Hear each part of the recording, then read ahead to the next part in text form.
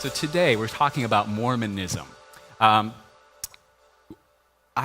undergrad, I took a class on like modern religious movements, and in that class, you had to go and worship with one of the groups that we were learning about. And it's interesting how we create all these boundaries from one tradition to another.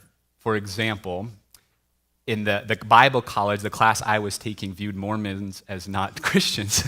And so I would go and engage with these Mormon missionaries who were delightful. I went and worshiped in their place and learned. By the way, Mormonism is like, as we'll learn a little bit, I'm sure today, it's like an onion. There's layers and layers and layers. And it's almost like a Jewish culture. Being a Jew is also a culture. Being a Mormon is also a culture. I hesitate in saying too much because I wasn't raised in the Mormon tradition, and we're going to hear from several who were. So they have a lot more knowledge. But anyways, during that class, I remember at the very end my professor being like, well, I hope you were able to witness to them. And I was like, well, I think they witnessed a lot to me. And I didn't like this whole boundary, like who is in and who is out, and who is an actual Christian and who is not. And so I said, if they claim to be Christian, then that's great. Let's learn from each other. So today, if you're asking, why are we learning about Mormonism? Why are we listening to stories? Well, first, we're seeking to create a safe place, as I said before.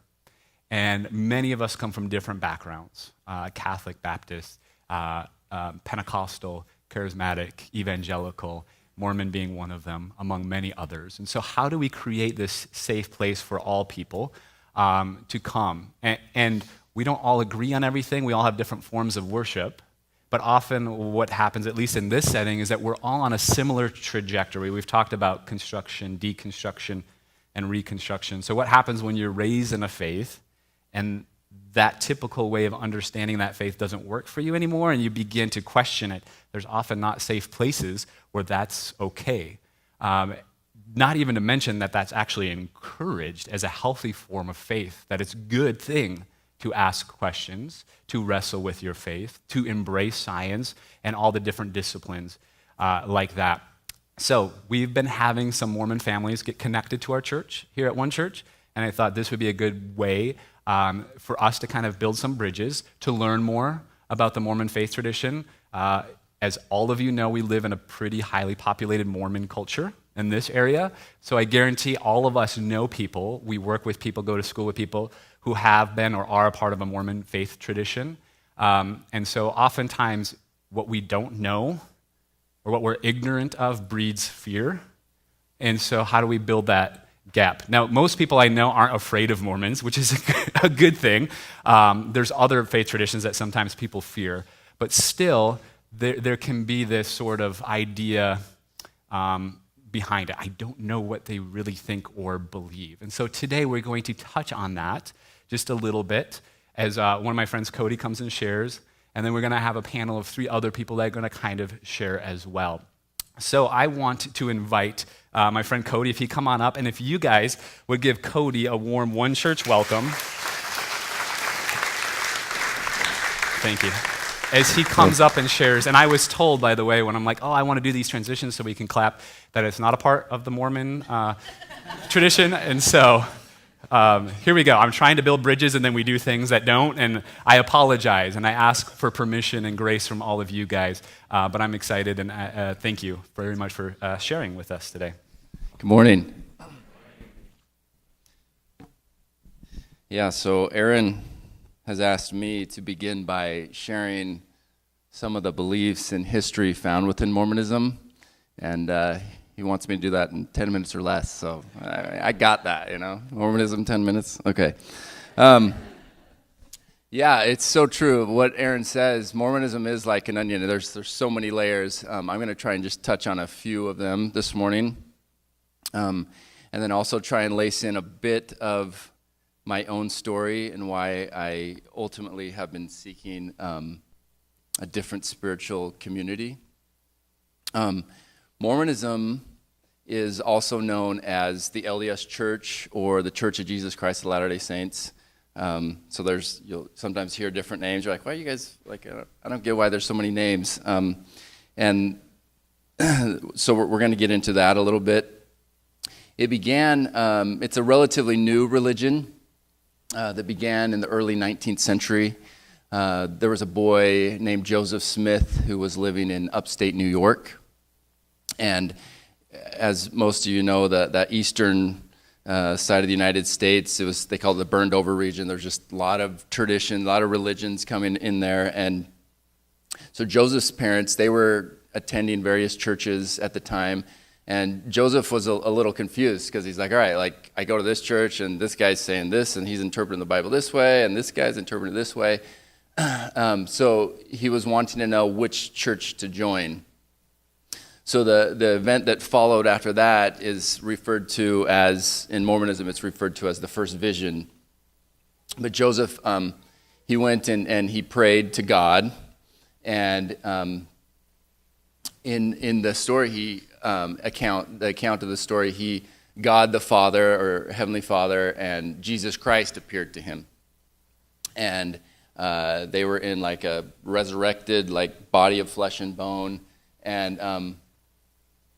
And he asked them, like, which church do I join? And they informed him that all of the churches at that time were incorrect, and they were an abomination unto God.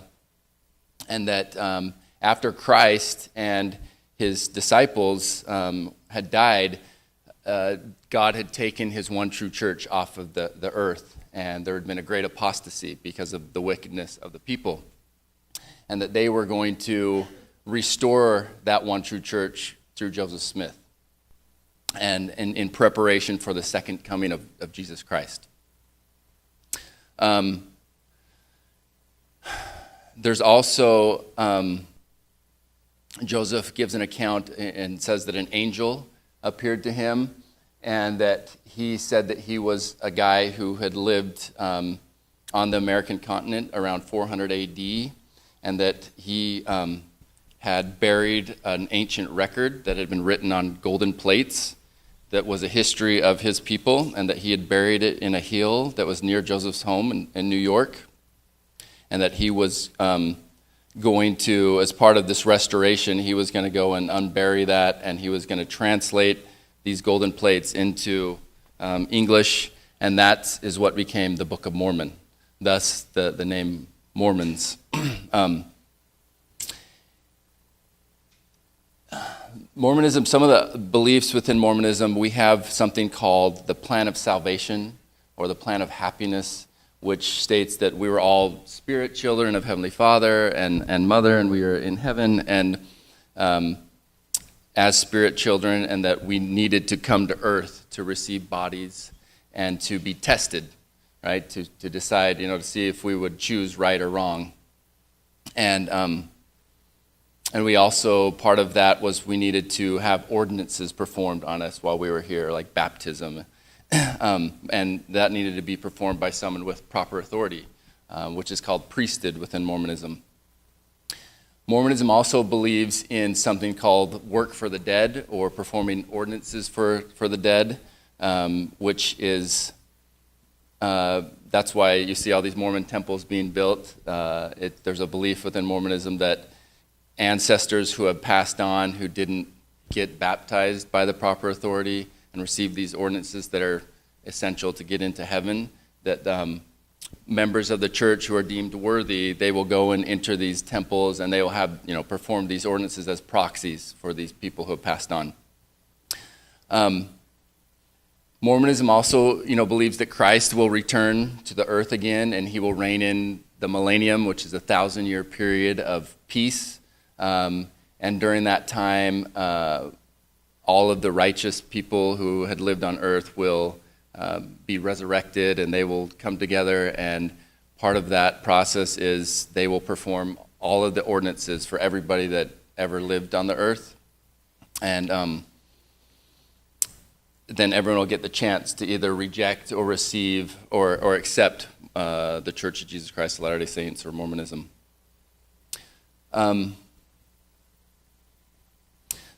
The early Mormon church, the members of it, they settled quite a few different areas, and they are also kicked out of quite a few different areas for a number of different reasons. One of them being polygamy, that was introduced. Joseph introduced the concept of polygamy that the practice of being married to multiple wives, and that was introduced in a lot of these communities that they go and establish. People weren't okay with that.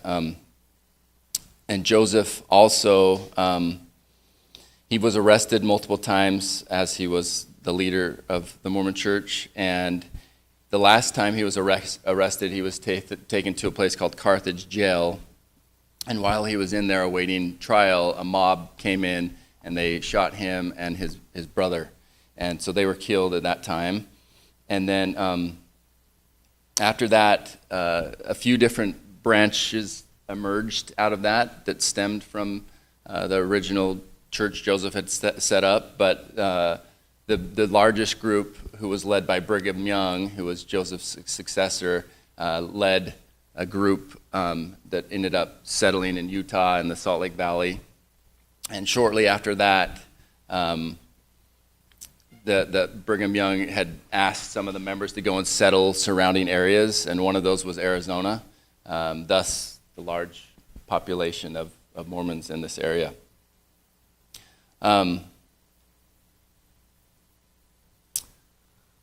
So that's kind of a few things in a nutshell within Mormonism. So how did I find myself here today?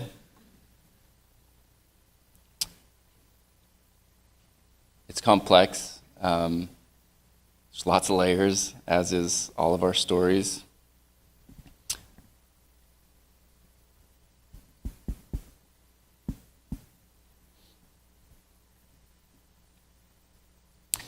There's a few things that I'll just speak to.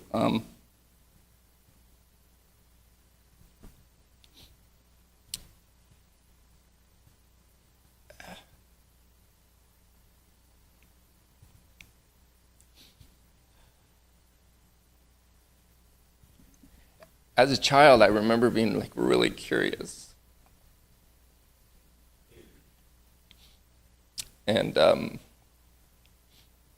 I remember looking up at the stars, and one night I was sleeping outside with my older brother, and I just remember looking up at the stars and just being so fascinated with, just thinking, what is God? What is this universe? And somewhere along the way, though, all of that curiosity kind of got stagnated or suppressed within me. And a big part of that was that within Mormonism, there's a lot of certainty, right? There's a lot of, they have all the answers. So I was told, we know where you've been, we know where you came from, we know what your purpose is on this life, we know where you're going in the next life. We got it all laid out for you. Here you go, And I'm like, that's so amazing. I'm so blessed. But in that knowing and having all these answers, my curiosity for life and spirituality and it just died.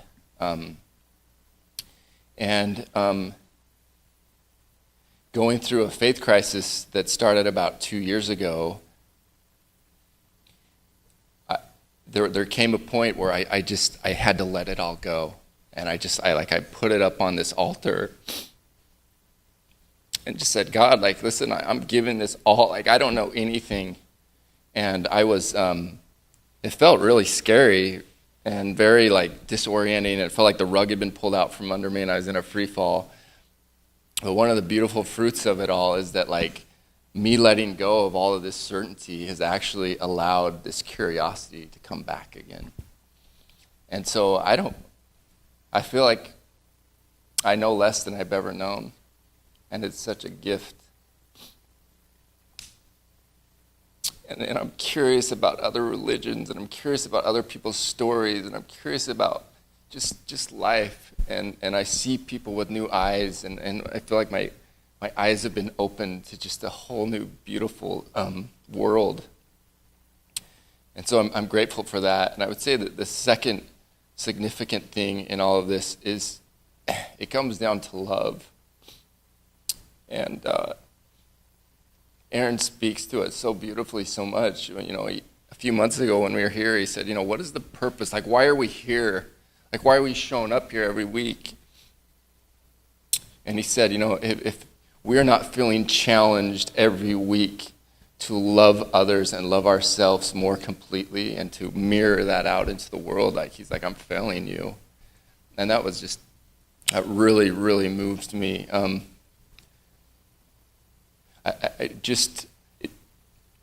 There is love found within Mormonism. I don't want to discredit that, but it felt very conditional. Everything came with condition. And I don't know what God is,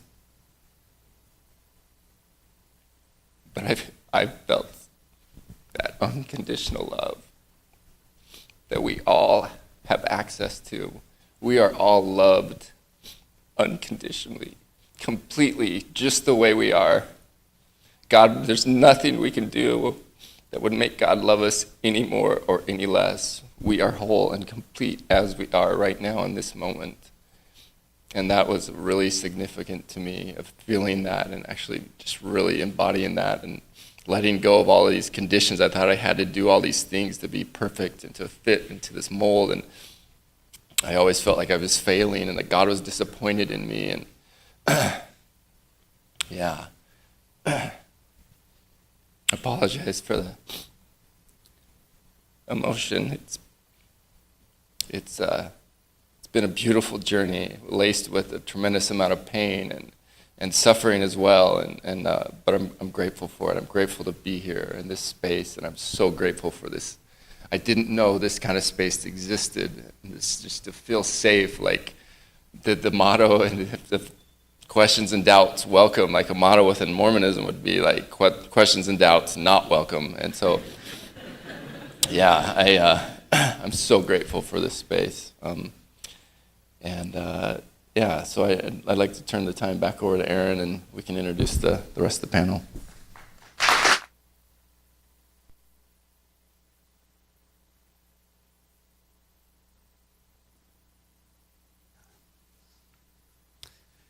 Thanks for that. Making me cry again. How many of you can relate to that story in some way, shape, or form? Isn't it amazing? And so what we're doing here, and what we're going to continue to do here, is hear people's stories. Because one thing that I've seen as a pastor and meeting people is that a lot of people were raised a certain way. And then when that didn't fit or that didn't work, it can feel like you're losing everything. You're going through a dark night of the soul, as some mystics call it, or going through just disillusionment, or the rug feels like it's pulled out from underneath you. And so what does a vibrant faith look like where there is a faith on the other side of that? And that's actually a part of growth today. And so I've asked, by the way, everybody who's speaking up here was, you were all born and raised in Mormonism, right? And they've all been leaders within the Mormon church. And so I asked them to share a little bit in specific detail their experiences in two ways. First, not to bash Mormonism in any way, but secondly, to be authentic and to be honest in sharing their stories. Because one thing I know is that you'll find yourself in each of their stories, and that together, as we share each other's stories, we learn from each other's stories that we can work towards perhaps a more inclusive, more loving faith in the future. And so each of these three are going to share a little bit, and then I'll come up and transition. But we're excited to have you guys. And so maybe as you guys share, you can introduce yourselves just really briefly, a little bit about yourself, and then they have different aspects that they're going to share with us. Thanks, Aaron. My name is Wendy Montgomery. My husband, Tom, we've been attending for the past several months. By way of introduction, my husband and I were both raised in very orthodox, conservative, multi-generational Mormon homes. Cody mentioned Brigham Young. He is my fourth great-grandfather. Shows you how far back it goes. Through his third wife. It's all right, you can laugh. Only when you're descended from Mormon polygamists do you need to say what wife you came through. But from my earliest memory, Mormonism was the spiritual language that I used to communicate with the divine. The most significant and meaningful relationships in my life have the common thread of Mormonism. It was all I knew, and I loved it. It was how I was raised. My husband and I were married in the Mormon temple about 23 years ago. We have 5 kids, ranging in age from 19 to 11-year-old twins. And we found out about 5.5 years ago that our oldest son, Jordan, is gay. And he came out to us when he was just 13. And as most of you know, being Mormon and gay kind of doesn't go together. But learning our son was gay turned my very tidy, neatly ordered, perfect Mormon world upside down. It undid everything for me.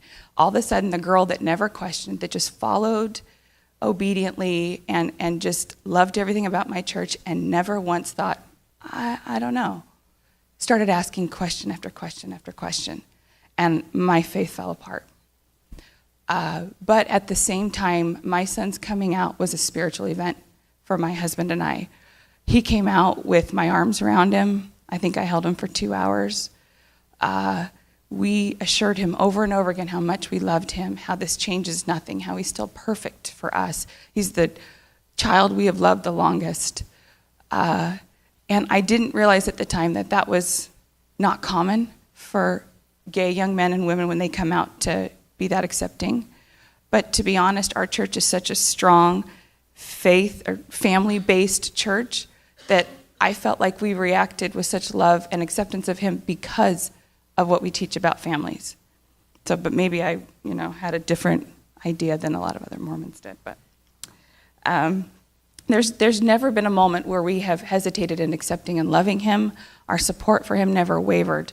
Where it became very difficult for us was how do we do this in the context of our faith, where it's very, very clear that marriage is between a man and a woman, that there just really is no place for gay people. And it felt very quickly like I was being forced to choose between the God that I loved and the child that I loved. And it is impossible to choose that. And being the stubborn person that I am, I just said, I'm not making the choice. So I engaged in the wrestle. I said, I am keeping my faith and going to love and accept and celebrate who my son is. That made a lot of people uncomfortable. That might be the biggest understatement of the whole day. I think we've spent the past 5 years or so really trying really hard to make a difference within the Mormon church and to make it an accepting and loving place for gay and trans and lesbian and bisexual people. And I think we were naive in our attempts. We just thought, well, you just need to meet them. You just need to meet my son and know he's gay and you will fall in love with him. And then this is all fixed. It wasn't all fixed. The cost that my family and I have, what we've experienced has been really painful. The cost has been high. Relationships on both sides of our family, my husband's and my own, some have been damaged, maybe beyond repair. I have lost countless friends. I've lost the close association and friendship of the church communities of people that I loved. When we were living in California, I lost my entire business. I'm a hairstylist and I had a salon in my home. And most of my clients were Mormon and they stopped coming to me when they learned my son was gay. I don't have time to go through all of the examples, but we've been subjected to shunning, bullying, ecclesiastical abuse. And we endured for about 5 years, and then we had hit our limit. We just couldn't do it anymore. The leaders of my church have done some of the most damaging and dehumanizing things imaginable to the LGBT community. And it's hard to watch. This is a church that I loved, and there wasn't a place for my son there. Some of the things that they've done, I'm sure many of you know about them. Some of them were so bad they made national news. But despite all of this, and not to be so negative, I still deeply believe that Mormons are good people. I believe that they really strive to be honest and kind and to do the right thing. And there's still so much about my faith that I love that matters deeply to me, that I'll always hold on to. But the myths and misconceptions and false stereotypes that have been perpetuated from generation to generation are still there, and they're just doing immeasurable harm. So what does all this mean for me, for my family, for my son? I don't know. There is no arriving point in life. It's a journey. Where we are now, we may not be in a year or 5 years or 10 years. So I don't know, but there are some things that I do know. And I can tell you without question that being the mother of a gay son is one of the biggest blessings of my life. It has made me a better person. If you've had the privilege of meeting my son, he's come a few times, he lights up a room. He is such a gift to this world. I can't imagine him not being gay. I think the things I love the most about him are characteristics he has because he's gay. I don't want him to ever be different. What some have mistakenly called my burden, having a gay son, has become my biggest blessing. Blinders I didn't even know I was wearing have been taken off. I judge people less, and that's saying something because Mormons could win an Olympic medal in judging. I love people more. I don't see stereotypes. I see human beings. I love in a way that I think Christ has asked us to love, wholly, completely, without conditions. But it wasn't my religion that taught me how to love. It was my son. Thank you.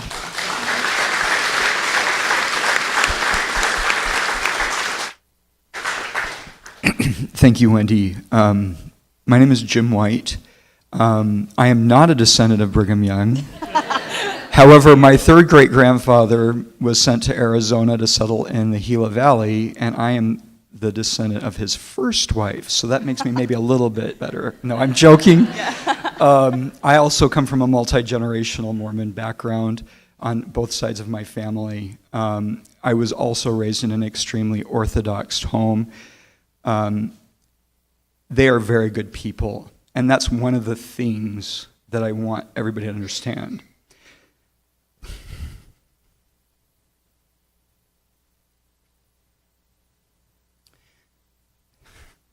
And unlike Wendy's experience, my family has been very accepting of my journey. So very briefly, I was raised in an Orthodox home, and to understand, as a Mormon boy raised in an Orthodox home, you are expected to go through certain steps in your life. These steps are they're unquestioned. You are going to do those, and this will lead you to what is known as salvation, otherwise living with God forever with your wife and children. Thank you. I have a slide, and if we could put that up, please. These are the basic steps that a Mormon boy from birth is expected to go through. First, you're baptized and confirmed. I was by my father. This is normal for an Orthodox kid because your father has the priesthood that Cody talked about. As you get older, you receive that priesthood. First is the preparatory priesthood, known as the Aaronic priesthood. You're a deacon at the age of 12. You're a teacher in that priesthood at the age of 14. And then you are a priest at the age of 16. The whole time you're going to scouts, and you become an Eagle Scout. Not questioned. This is going to happen. In my family, we had 6 children, 3 boys. Those boys all did each of these steps perfectly. At the age of 19, when I was a kid, now it's 18, you receive the Melchizedek priesthood, which is the higher priesthood. You've been preparing for this your whole life to then go to the temple in preparation to be a missionary. You serve a mission. You come home triumphantly at the age of 20 now. It was 21 when I was a child, or when I was a young man. And you immediately start looking for a wife. You find that woman while you're in college. Hopefully, before you are out of college, get married and start having kids, and finish college, and then have a career, and continue to serve in the church. the rest of your life and raise your children faithfully in that same tradition. These are the steps. There's no question about it. There is no room to not meet those obligations, and your family expects it. You're very disciplined. You don't drink, you don't smoke, you don't swear, you're not mean to people. You live a perfectly perfect lifestyle. And I never fit that mold on the inside, but I worked extremely hard to fit that mold on the outside. I'm gay. That mold was never going to work for me, but I did it. I forced myself into that mold. And by the age of 38, and this was 5 years ago, I was so hollow on the inside that I was ready to commit suicide. But the thought of my children kept me from that.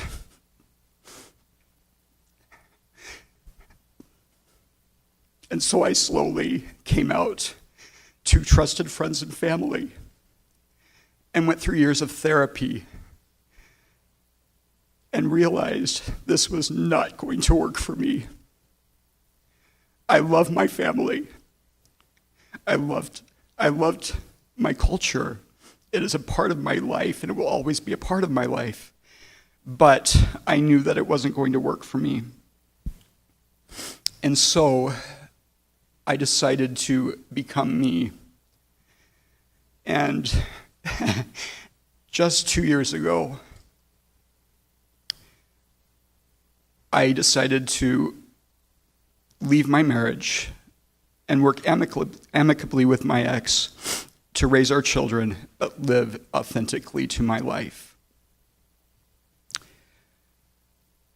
And like Cody, I was living in a spiritual pit, but being able to become me has opened me to the most beautiful and wonderful experience of my life, to be loved, to love for the first time ever as the person I am.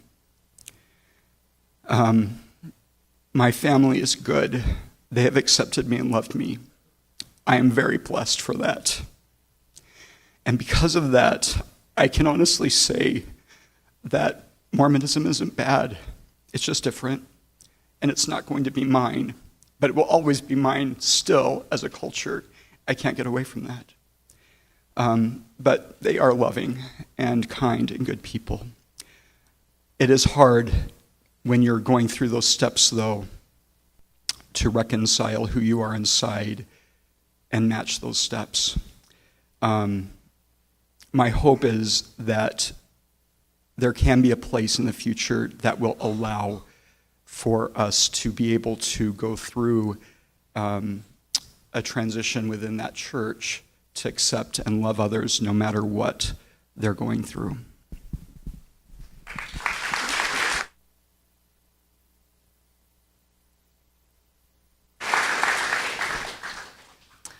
My name's Aubrey Start, and you heard my husband.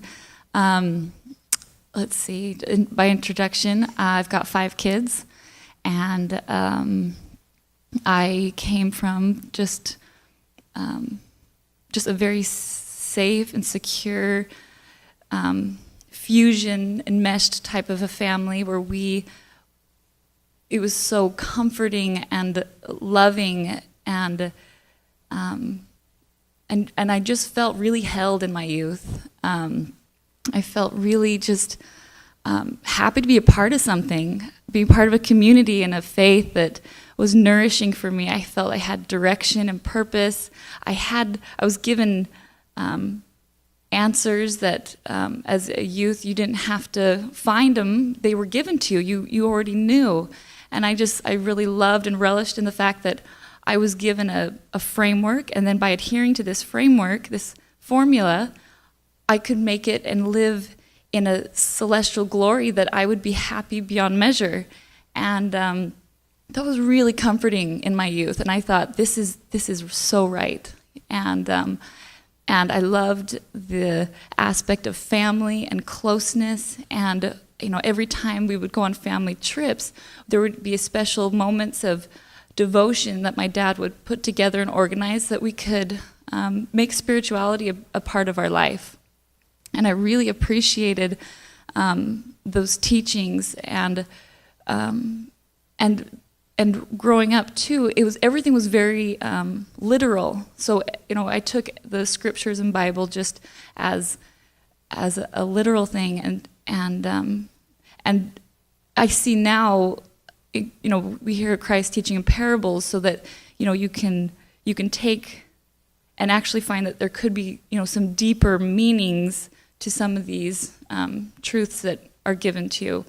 In the church, you kind of there's milk and meat kind of a concept.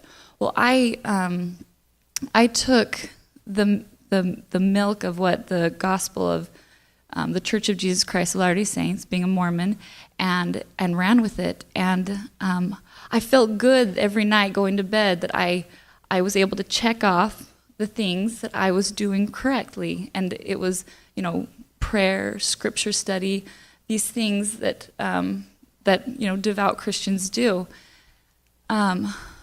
So why am I here? The disconnect and the disruption that happened is I was supposed to be really happy doing these things. And I was told that you live this formula and you'll be really happy.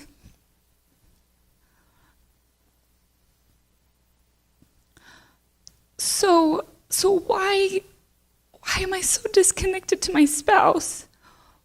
Why do I feel so numb and empty inside? Why is my spirituality just feels so just stagnant? I felt kind of like robotic, kind of like going through the motions and every day being the same. And then my interactions with people were just were very surface, because that's about the depth I had. And then something gorgeous happened.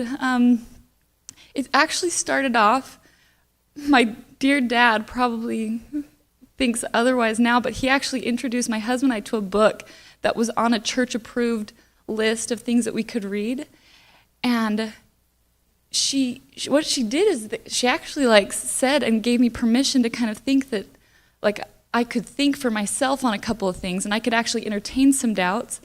And there was a particular chapter about grace that really opened me up, and I thought, oh, that just sounds too good to be true. You really just have to work your way to heaven. And people that, no, you have to be good. And the concept of grace was very confusing, and then to have it settle so sweetly, and to think, I don't have to exhaust myself in this child rearing and this, service-oriented kind of external facade that I could actually. So it's hard to put language to it, because just something internally just started to shift, and we got involved in the LGBT support, LDS support group, and we got to hear stories, and it just kind of opened up our world a little bit more, and things just started to open up for me, and I just became insatiable for learning, which was really odd for me, because I kind of just thought I knew everything already, and I couldn't believe I hadn't been exposed to some of the most beautiful teachings and spiritualities in other traditions and in other, kind of this. When I heard of mindfulness, I just, what is that? I don't understand. And so just all the curiosities of life and this fear and this shame that I lived with never quite feeling like I was enough, or the fear that I would ever do anything wrong, it kind of started to wash away, and I thought, and then I started to feel kind of this power within myself and this trust that I don't have to totally, just be fed what I need to think. I can actually think for myself, and some of the things I were thinking were contrary to what the prophets in the church was telling me, and there was a real wrestle inside, and I started to feel like I could trust myself, and then I'm feeling this kind of like, divinity, and I heard Wendy speak of it, like there's something inside that made me feel really powerful, and I had something to say. Like I was very much a pleaser and acquiesced, and kind of wanted to be agreeable, and just kind of whatever group I was with, I was just kind of meld to what people wanted me to be, and that was good. But I was so disconnected emotionally to who the heck I am, that I look at my church and I see there's no representation for me. I didn't see not one woman up there on the stand. There's not, and I don't have authority.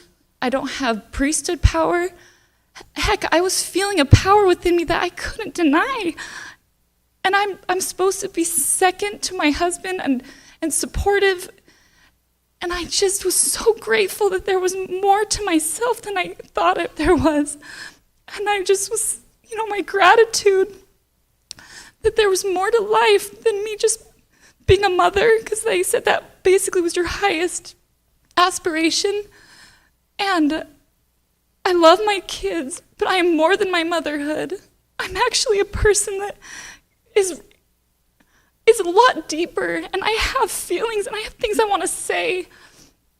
And I'm not heard in the Mormon church. If I feel like I have no voice in that space, because I don't have this priesthood authority.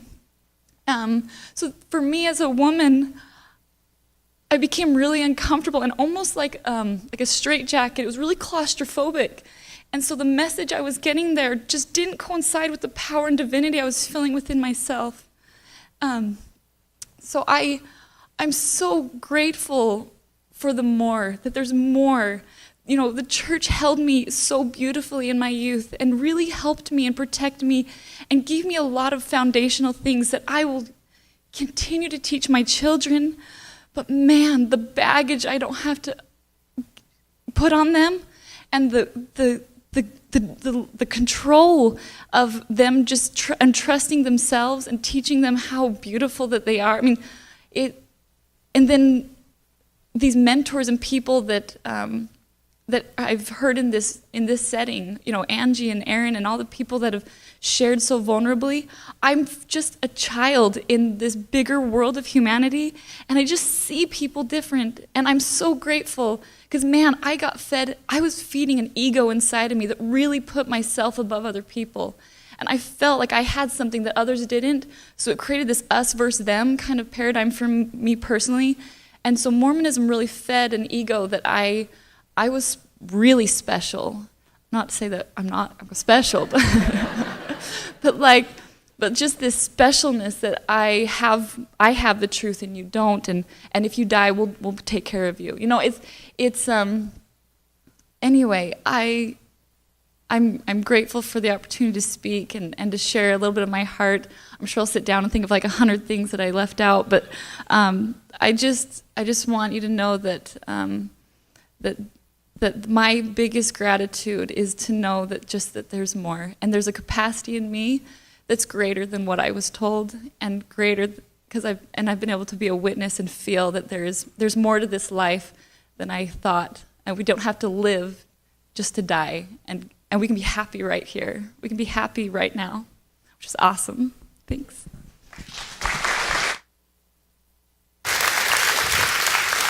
I'm going to take those back over there. One of the things that is beautiful about everything that they were sharing is that their faith continues. It doesn't look exactly the same, but their faith continues and grows. And that's what we're trying to do here, create a space that's okay to question, it's okay to doubt, but point you, there's a faith beyond this deconstruction, this haze, this whatever it might be, and we're in this journey together. And I know every one of these people would be more than happy to talk to you. If you ever have any questions about Mormonism at all, or just their own faith journey, please thank them afterwards too for coming up. But as we close, for time too, we're kind of running a little bit low. No rush though, there's the pressure. But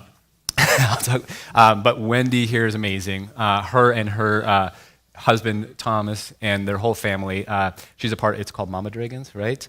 So it's a group of women that got together, a part of the Mormon community that says, no, we're going to fight and advocate for our LGBTQ children. And so they're extremely humble up here, but all of them have done a lot of hard work themselves and in their communities as well. So it's a privilege to have them.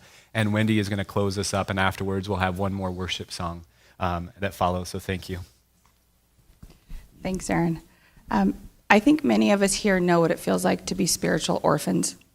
We know how it feels to have once belonged to a group that made us feel really good, really safe, that gave us easy answers to hard questions.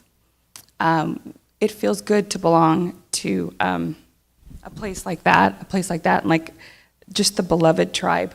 I think we all, or a lot of us know how it feels to be asked to leave or forced to leave those circles, those communities, and how deeply painful that is. I think some of us may know how it feels when our faith unravels. Aaron describes it as construction, deconstruction, reconstruction, which makes it sound very tidy and neat. It's a mess. It's a mess. But it's really painful, but it can be such a gift. When my faith started falling apart and the questions that I had weren't answered by my church, it forced me to go deeper. It forced me to find my own answers to questions like, what do I still believe?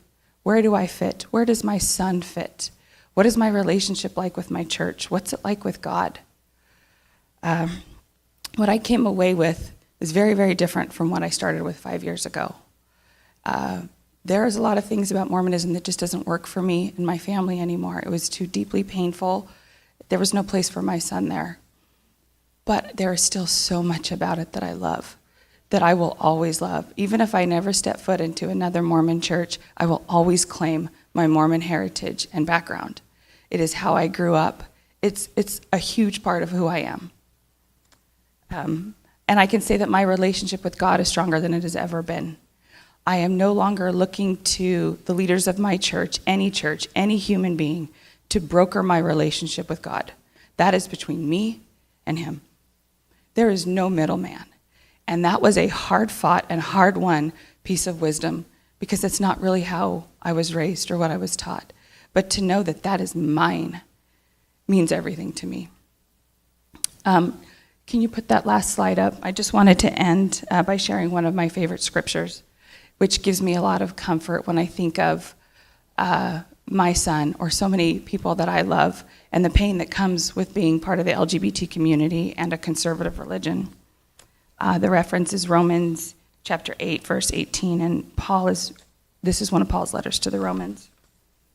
So he says, "For I reckon that the sufferings of this present time are not worthy to be compared with the glory which shall be revealed in us." There's so much in that scripture. It acknowledges the pain, but gives us hope. Religion has caused needless suffering in my life, in my family's life.